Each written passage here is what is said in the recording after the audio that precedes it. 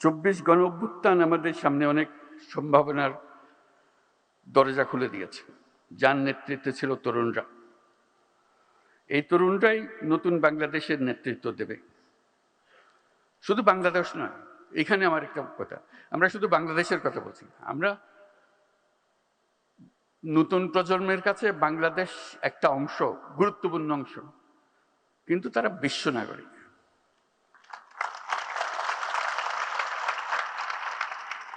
আপনি তারে ঠেলে ঠুলে খালি না বাংলাদেশে ঢুকাইয়া দিয়ে না, বাংলাদেশের কাজ করবে সে, বাংলাদেশের কাজ করার জন্য, সেই গর্ব অনুভব করার জন্যই তাকে বিশ্ব নাগরিক হতে হবে, কারণ বিশ্বে তার ভূমিকা পালন করতে হবে।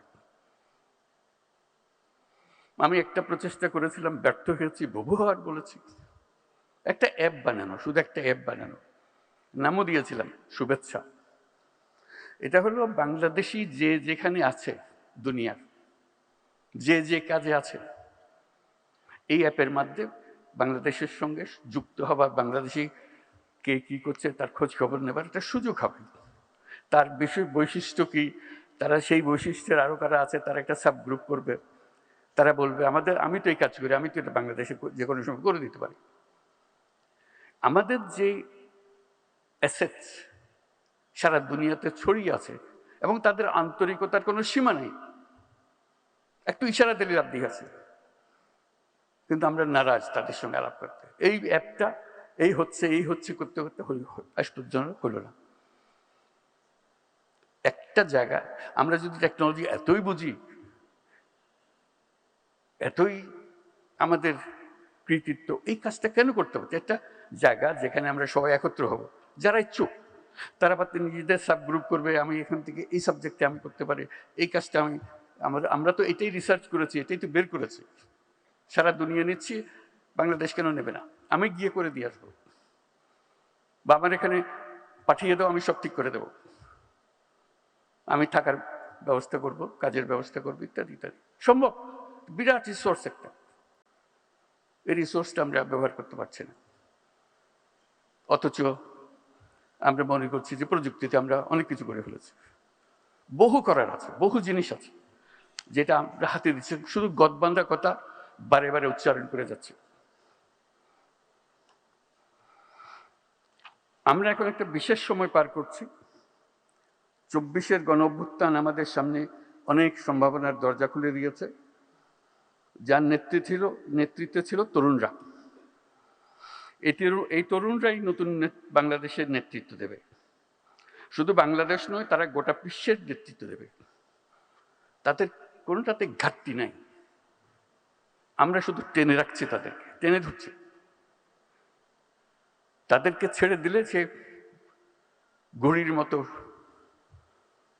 উড়ে বেড়াবে। বর্তমান তরুণ প্রজন্ম আগেকার প্রজন্ম থেকে সম্পূর্ণ আলাদা। আমরা দেখতে একরকম, কথা বলি একরকম, মানুষ আমরা ভিন্ন।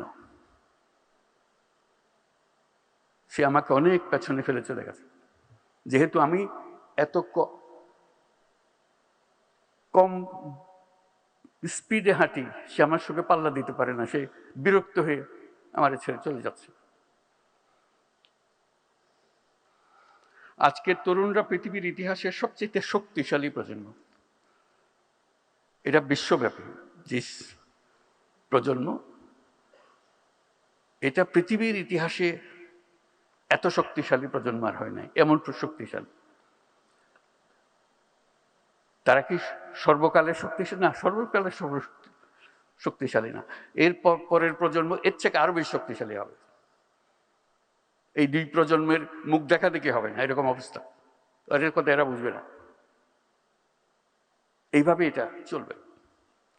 এই শক্তিটাকে আমরা কাজে লাগাতে পারছি, তাকে রিকগনাইজ করতে পারছে না, তাকে রিকগনিশন দিচ্ছেন। রিকগনিশন দিলে সে এগিয়ে আসতে পারতো, কাজটা করতে পারতো।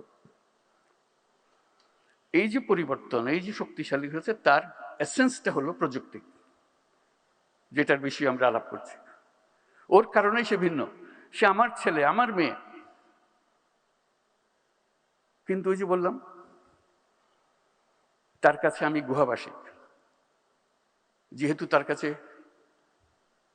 ওই শক্তি আলাদিনের চেরাক তার হাতে, এই আলাদিনের চেরাক দিয়ে সে যা ইচ্ছা তাই করতে পারে। আমি একটা বাক্য রিপিট করি, আবার এখানেও রিপিট করি, younger you are, more powerful you are. যতই তরুণ ততই শক্তিশালী। এটা একটা খুবই সাধারণ বাক্য, কিন্তু এটার প্রয়োগ সাংঘাতিক। মা বাবার চাইতে ছেলে মেয়ে শক্তিশালী, চিন্তায়, ভাবনায়, দৃষ্টিতে আমরা স্বীকৃতি দিই না। নাতি নাতনির চাইতে দাদা দাদি, দাদা দাদির চাইতে নাতি নাতনি মনে হয় অন্য গ্রহের মানুষ। একই পরিবারে আছে, দাদা দাদিও আছে, বাবা মা আছে, ছেলে মেয়েও আছে, কিন্তু ভিন্ন গ্রহের। আমরা মানতে চাচ্ছি না, তাদেরকে টেনে আমাদের গ্রহের মধ্যে চেপে রাখতে চাই, এখানে থাকতে হবে, খবরদারিটা করিস না, খবরদারি না, ওই খবরদারি করছেন। তার শক্তি যাতে প্রকাশিত না হয়, এই চেষ্টা আমরা এত ডেডিকেটেড, যাতে তার শক্তি প্রকাশ না পায়, কে টের না পায় যেন তার শক্তি আছে। এরকম একটা সমাজ গড়ে তুলেছি আমরা।